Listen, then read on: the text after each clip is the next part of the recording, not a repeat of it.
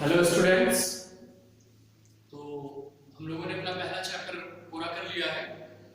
पहला चैप्टर था हमारा फिजिकल वर्ल्ड 11th क्लास के लिए, और अब हम अपने नए चैप्टर दूसरे चैप्टर की ओर आगे चल रहे हैं। दूसरा चैप्टर है हमारा मात्रक तथा मापन, यूनिट एंड मेजरमेंट। तो इस अध्याय में हम भौतिक राशियों के बारे में पढ़ेंगे।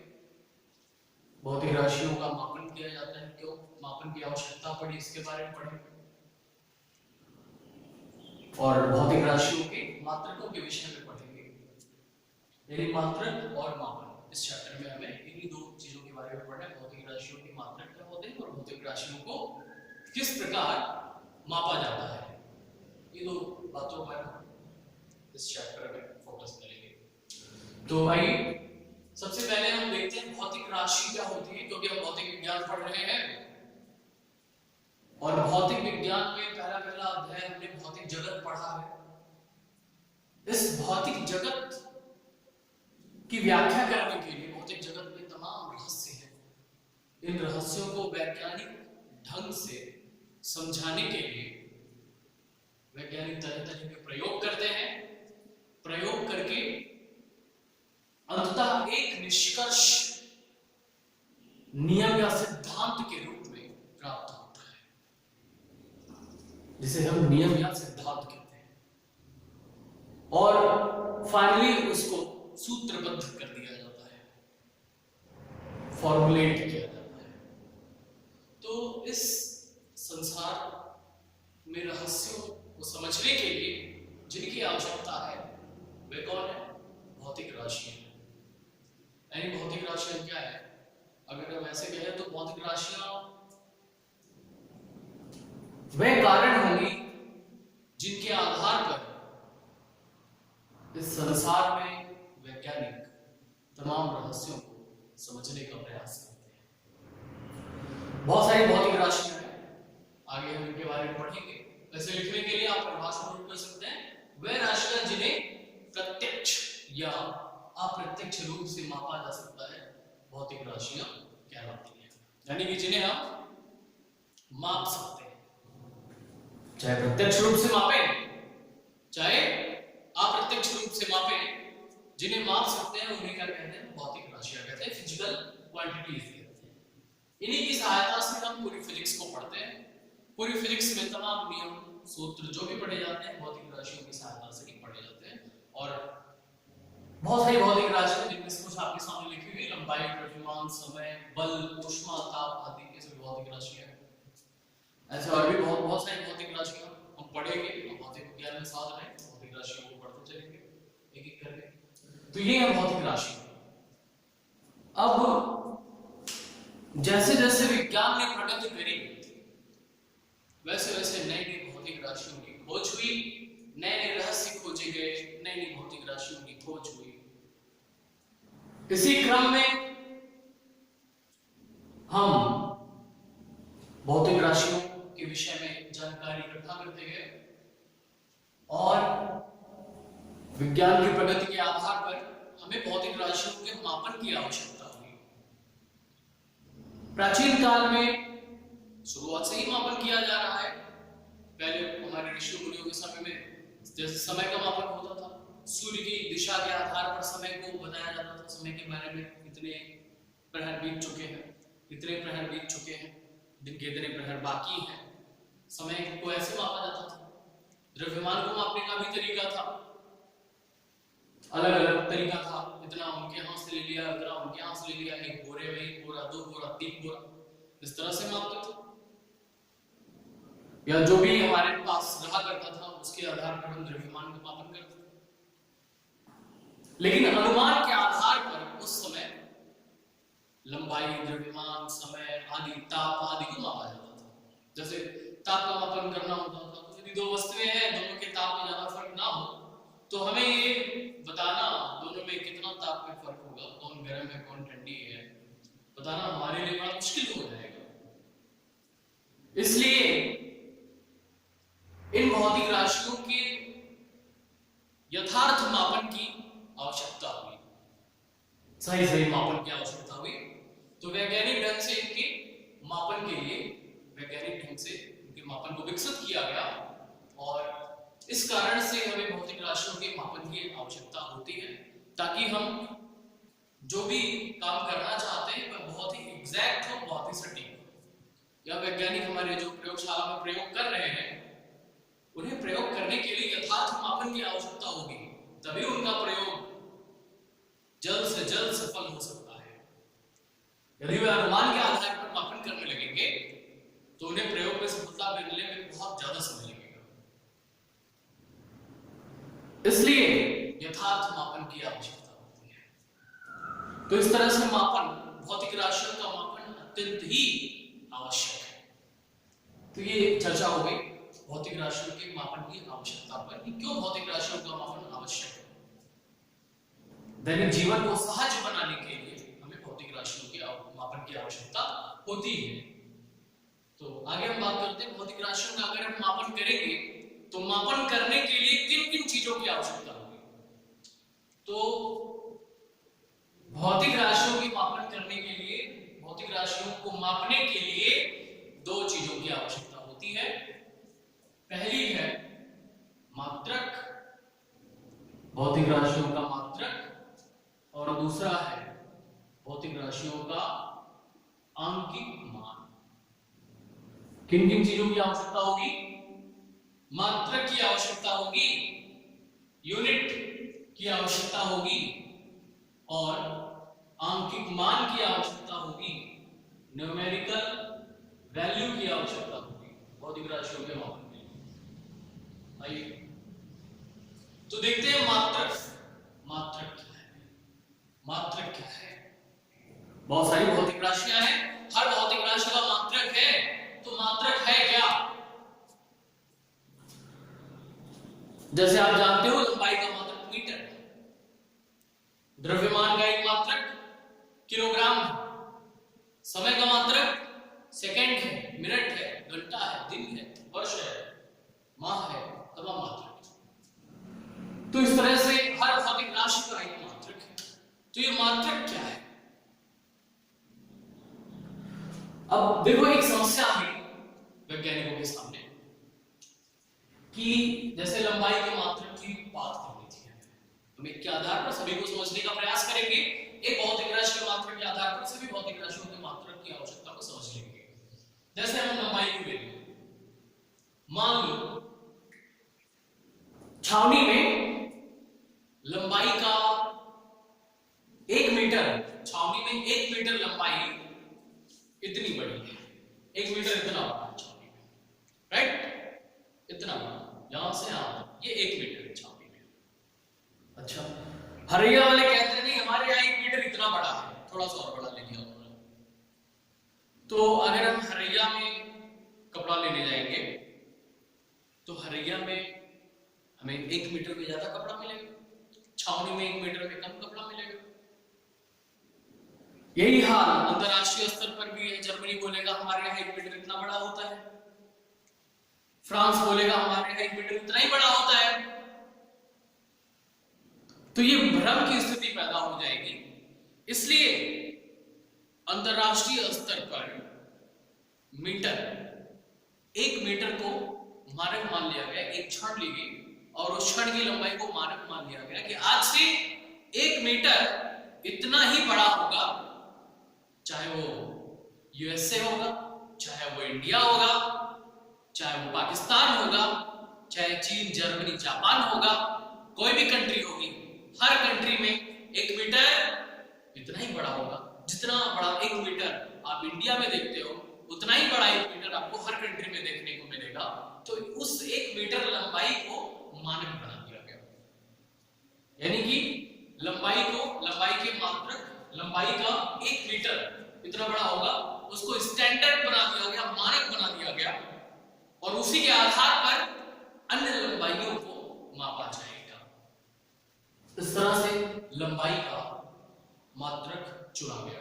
इसी प्रकार द्रव्यमान का मात्रक किलोग्राम चुना गया, उसको भी एक काफी वजन पत्थर, उसको बोल दिया गया कि ये 1 किलोग्राम है और आज से संसार में इसी के वजन को 1 किलोग्राम मान करके किसी भी वस्तु का आदान प्रदान किया जाएगा और इस तरह से 1 किलोग्राम, 1 सेकेंड आदि मात्रकों का चयन किया गया। तो इस तरह से मात्रक की बात होती है कि मात्रक को किस तरह से बनाया गया है। तो मात्रक एक तरह से मानी हुई चीज है। सुविधा के लिए हमने मान लिया है कि 1 मीटर इतना बड़ा होगा। हमने अपनी सुविधा के लिए मात्रक को चुना है ताकि हमें तुलना करने में कोई दिक्कत ना हो। मात्रकों के आधार पर क्या किया जाता है? तुलना की जाती है, वस्तुओं की तुलना की जाती है। तो ये मात्रक है। जैसे हम बात करेंगे लंबाई का मात्रक क्या होता है? मीटर। ठीक है, ओके। तो ये हो गया मात्रक, यूनिट। अगली आवश्यकता किसकी है? भौतिक राशियों के मापन में आंकिक मान की आवश्यकता है। आंकिक मान की आवश्यकता क्यों है? दोनों की आवश्यकता है। अगर आप इसको छोड़ दोगे तो ये अधूरा, इसको छोड़ दोगे तो ये अधूरा हो जाएगा। इसकी वजह से भौतिक राशि का ज्ञान अधूरा हो जाएगा। भौतिक राशियों का पूर्ण ज्ञान चाहिए तो आपको मात्रक और आंकिक मान दोनों की आवश्यकता होना आवश्यक, दोनों का ज्ञान होना आवश्यक। अब आंकिक मान की बात करते हैं। जैसे मान लो कि 1 मीटर इतना बड़ा है, ये है 1 metre, this is 1 metre, right. अब एक छड़ है जो इतनी बड़ी है और इसको मापना है आपको, तो कैसे मापोगे? इसी से मापोगे, कंपेयर करोगे, इसी से तुलना करोगे। इसी को एक बार रखो, 1 2 3, 3 बार, यानी मीटर से कितनी बार इसको आप माप रहे हो? 3 बार माप रहे हो, यानी इसकी लंबाई कितनी है? 3 मीटर है। कितनी इसकी लंबाई? 3 मीटर है। इसकी लेंथ 3 मीटर है। अर्थात यहां पर 3 क्या है? इसका आंकिक मान है और मीटर क्या है? इसका मात्रक है। तो इस तरह से आंकिक मान और मात्रक दोनों मिल करके किसी भी भौतिक राशि को पूर्ण रूप से परिभाषित करते हैं, पूर्ण रूप से भौतिक राशि की व्याख्या करते हैं। पूर्ण रूप से भौतिक राशि का हमें ज्ञान कब होता है? जब हम उसे इस प्रकार मापें कि उसके मापन में हमें उसके मात्रा का भी ज्ञान हो और उसके आंकिक मान का भी ज्ञान हो, तब हमें उस भौतिक राशि का पूर्ण ज्ञान हो सकता है। यानी कि अगर हम मान लो कि कहें भैया इसकी लंबाई कितनी है? इसकी लंबाई 3 है, 3 है इसकी लंबाई। कैसे 3 क्या है? 3 किलोमीटर, 3 मीटर, तो कंफ्यूजन क्रिएट होगी। अगर वहां पर आप मात्रक की बात नहीं करोगे तो आपको इसकी लंबाई का पूर्ण ज्ञान नहीं हो सकता। इसलिए मात्रक के बिना आंकिक मान केवल किसी भौतिक राशि के मापन को पूर्ण रूप से नहीं बता सकता। किसी भौतिक राशि के मापन को बताने के लिए मात्रक के साथ साथ उसका आंकिक मान होना भी आवश्यक है। अच्छा, अगर हम आंकिक मान को छोड़ दें, इसकी लंबाई मीटर है, तो भी आप कंफ्यूज रहोगे मीटर है कितनी मीटर है। आप कपड़ा लेने गए और उससे बोले भैया मेरे को कपड़ा चाहिए, कितना चाहिए? 3 कपड़ा चाहिए। अरे 3 कौन सा कपड़ा चाहिए यार? कितना 3 चाहिए? 3 मीटर चाहिए, 3 सेंटीमीटर चाहिए, कितना चाहिए? 3 है नहीं? तो ये प्रॉब्लम होती है। इस वजह से हमें हमारे इस कारण किसी भी भौतिक राशि के मापन में उसके आंकिक मान और उसके मात्रक दोनों की ही आवश्यकता होती है। दोनों एक दूसरे के पूरक हैं, एक दूसरे के कॉम्प्लीमेंट है। एक दूसरे के बिना हम किसी भी भौतिक राशि को पूर्ण रूप से सही नहीं माप सकते हैं, उसकी व्याख्या नहीं कर सकते। तो इस तरह से किसी भी भौतिक राशि के मापन में हमें आंकिक मान और मात्रक दोनों की आवश्यकता होती है। तो ये रहा मात्रक और आंकिक मान। अब आगे चलते हैं और आगे आपने नोट तो किया है, नहीं तो वीडियो को पॉज करके नोट कर लेंगे आप लोग। आगे हम लोग भौतिक राशियों के प्रकार के बारे में पढ़ते हैं। भौतिक राशियां कितने प्रकार की होती हैं? भौतिक राशियों को 2 भागों में बांटा गया है। भौतिक राशियों को 2 भागों में बांटा गया है, मूल राशि और व्युत्पन्न राशि। कौन सी? मूल राशि और व्युत्पन्न राशि। भौतिक राशियों को 2 भागों में बांटा गया है। आप ऐसे लिख सकते हो, भौतिक राशि, बहुत सारी भौतिक राशियां हैं, इन्हें 2 सेगमेंट में डिवाइड किया गया। मूल राशि, फंडामेंटल क्वांटिटीज,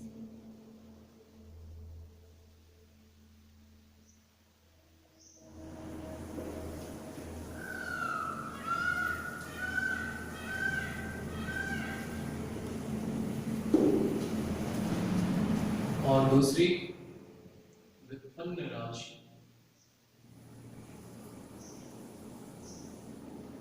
मतलब डिराइव्ड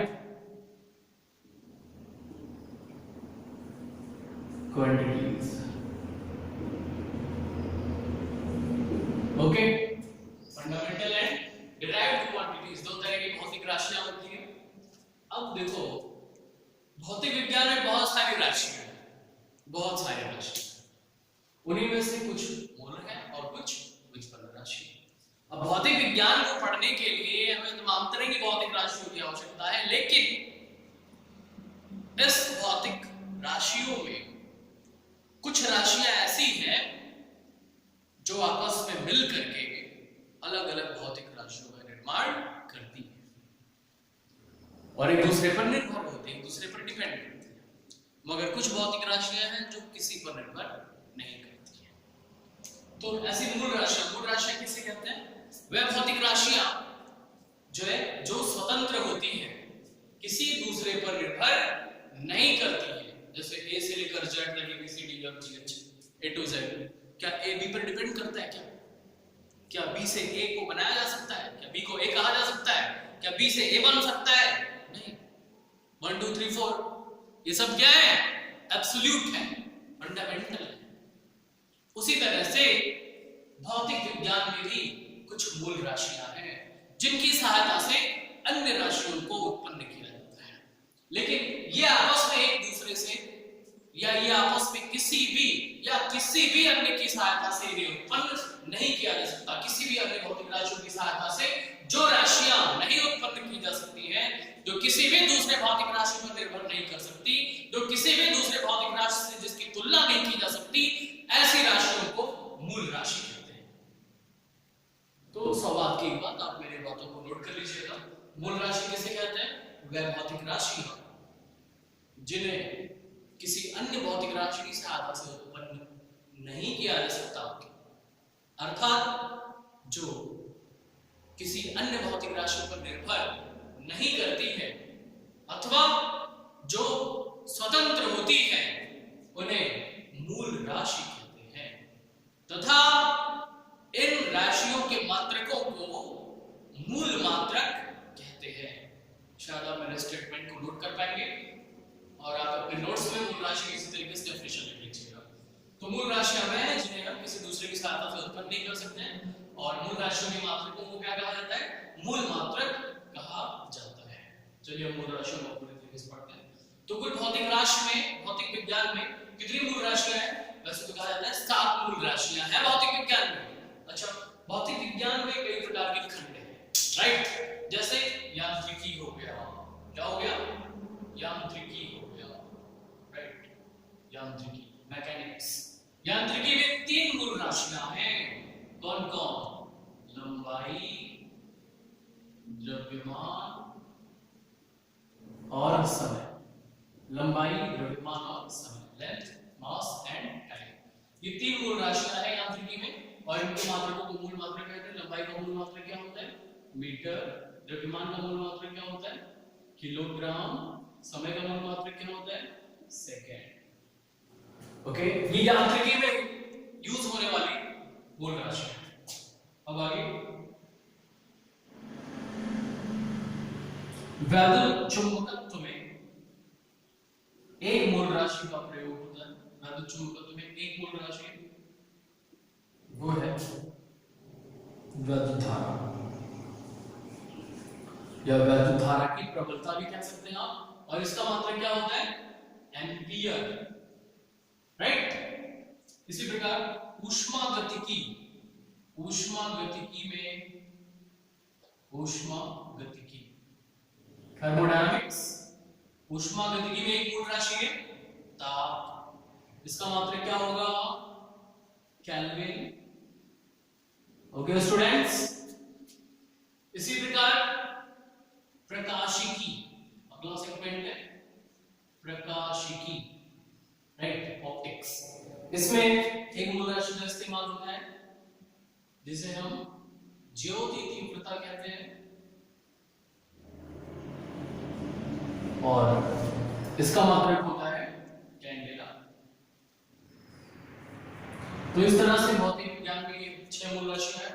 अब जो 7वीं मूल राशि है पदार्थ की मात्रा, राइट, उसका किसी इस तरह से किसी भाग से कोई संबंध नहीं है।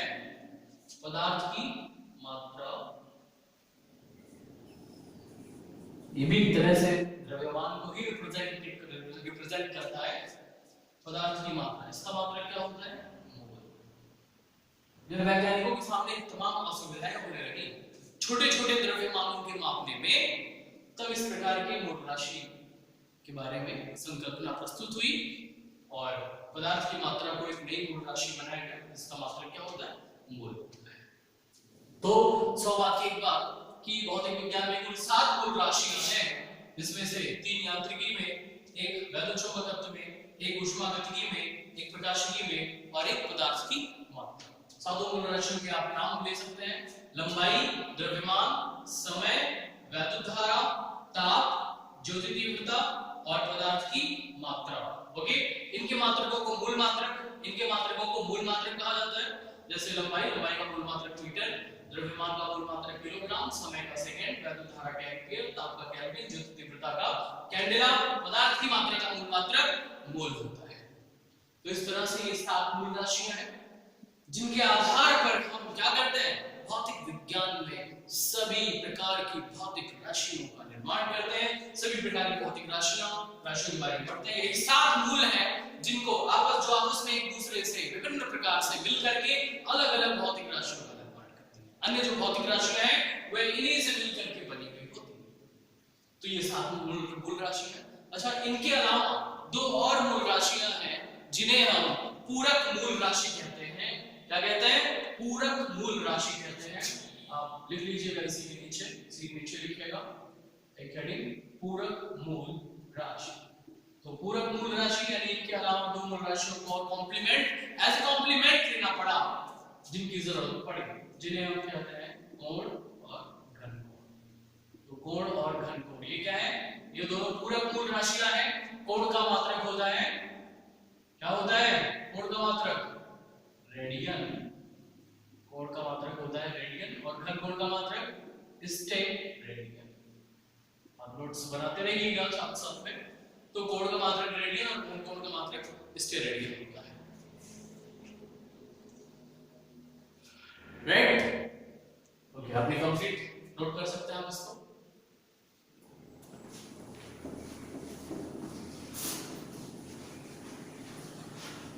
आगे बात करते हैं और मात्रकों की प्रणाली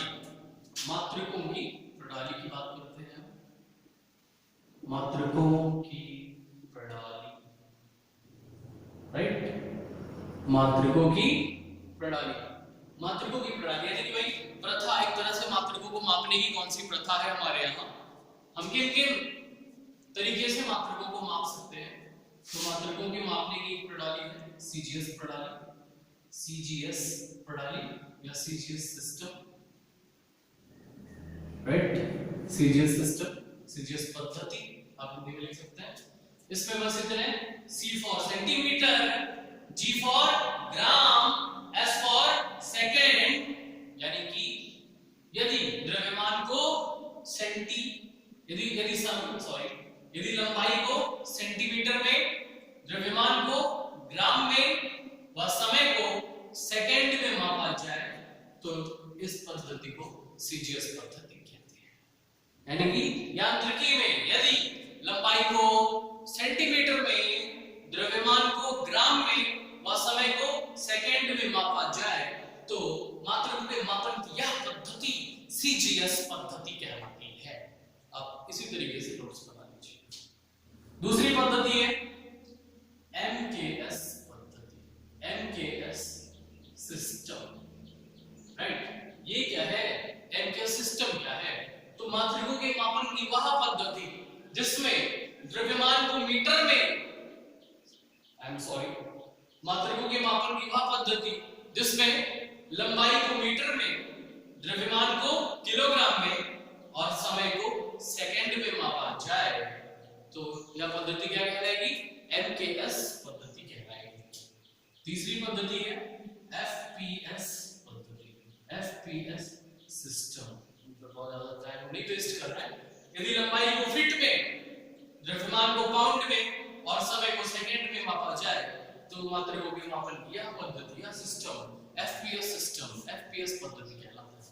F for feet, P for pound, S for second. ये लंबाई का, ये द्रव्यमान का, ये समय का। ये लंबाई का, ये द्रव्यमान का, ये समय का। ये लंबाई का, ये द्रव्यमान का, ये समय का। पहला लंबाई, दूसरा द्रव्यमान, तीसरा समय। तो इस तरह से अगर आप मापते हैं तो इस पद्धति को एफपीएस पद्धति, इस तरह से मापेंगे तो इसे एमकेएस पद्धति, इस तरह से मापेंगे तो इसे सीजीएस पद्धति कहेंगे।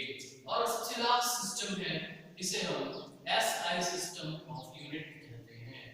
SI system of units, units की अंतरराष्ट्रीय प्रणाली, एसआई सिस्टम। यानी कि इस प्रणाली को अंतरराष्ट्रीय स्तर पर मान्यता प्राप्त है।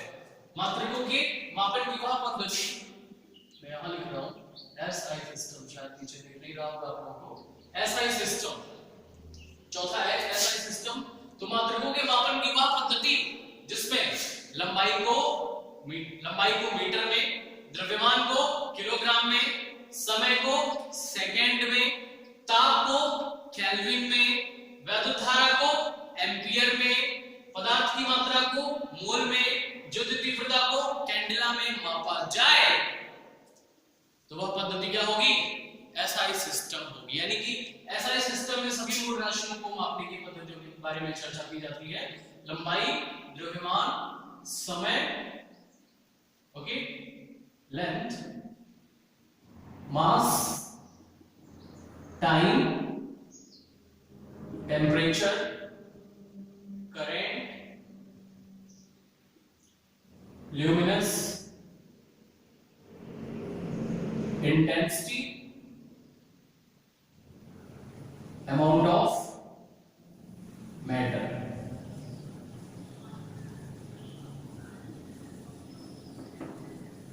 पदार्थ की मात्रा।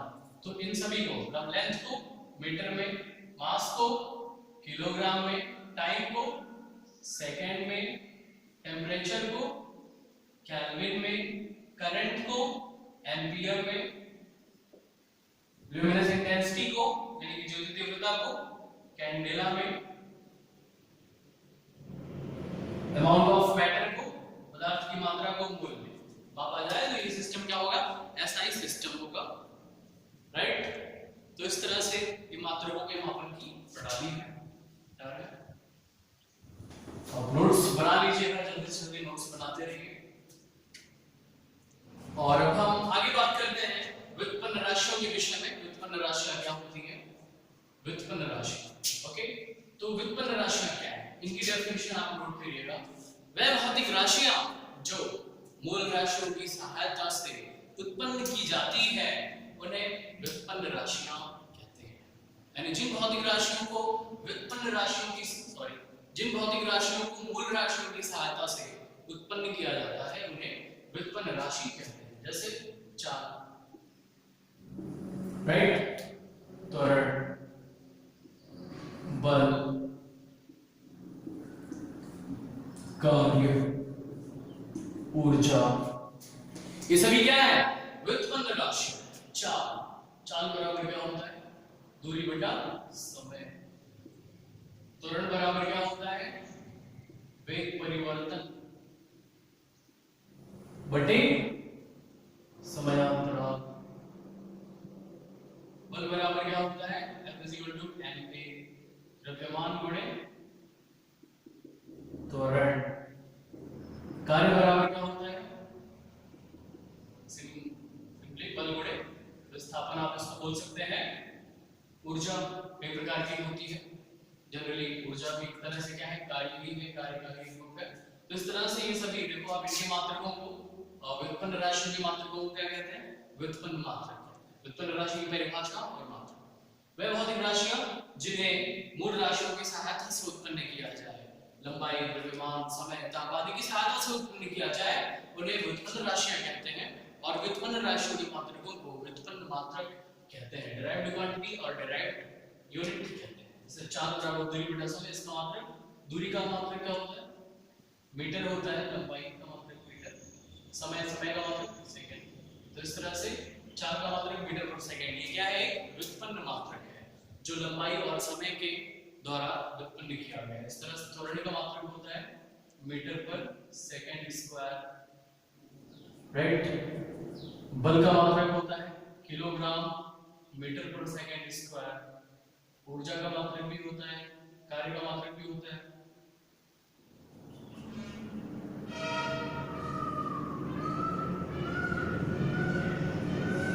किलोग्राम मीटर पर सेकंड स्क्वायर, और कार्य का किलोग्राम मीटर स्क्वायर पर सेकंड स्क्वायर। ऊर्जा का भी किलोग्राम मीटर स्क्वायर पर सेकंड स्क्वायर। तो इस तरह से भौतिक राशियों के, व्युत्पन्न राशियों के मात्रक होते हैं। और सिंपल आपको थोड़ा सा यहाँ पर समझना है, इनके मात्रकों को लिखने की बहुत आवश्यकता नहीं है यहाँ पर हमें। आप इतना ही नोट करिएगा, इसके आगे आप इसका मात्रक अगर बना सकते हैं तो लिख लीजिएगा, राइट। तो ये व्युत्पन्न राशियां हैं। अभी तक हमने क्या पढ़ा? भौतिक राशि क्या होती है, जिन्हें हम प्रत्यक्ष या अप्रत्यक्ष रूप से माप सकते हैं, उन्हें भौतिक राशि कहते हैं। भौतिक राशियों के मापन की आवश्यकता क्यों हुई? यथार्थ ज्ञान के लिए हमें भौतिक राशियों के मापन की आवश्यकता हुई। भौतिक राशियों को मापने के लिए किन किन चीजों की आवश्यकता होती है? तो भौतिक राशियों को मापने के लिए 2 चीजों की आवश्यकता होती है, एक मात्रक और दूसरा आंकिक मान। मात्रक क्या होता है? मात्रक एक स्टैंडर्ड है जिसे हमने क्या कर लिया है? मानक मान लिया है, मानक मात्रक मान लिया है। जैसे लंबाई का मानक मात्रक है मीटर, जिसके द्वारा हम तुलना करके किसी अन्य वस्तु की लंबाई को माप सकते हैं। तो इस तरह से मात्रक क्या है। और आगे आंकिक मान, किसी भौतिक राशि के मापन में मात्रक को, मानक मात्रक को जितनी बार प्रयोग किया जाता है उसे हम उसका आंकिक मान कहते हैं। और फिर भौतिक राशियों के प्रकार के विषय पढ़ा, मूल राशि और व्युत्पन्न राशि। मूल राशि क्या होती है? जिन राशियों को किसी अन्य राशि के साथ उत्पन्न नहीं कर सकते हैं, जो राशि स्वतंत्र होती है, किसी पर निर्भर नहीं करती, उन्हें मूल राशि कहते हैं। ये 7 है। कौन-कौन? लंबाई, द्रव्यमान, समय, ताप, वैद्युत धारा, जैसे पदार्थ की मात्रा।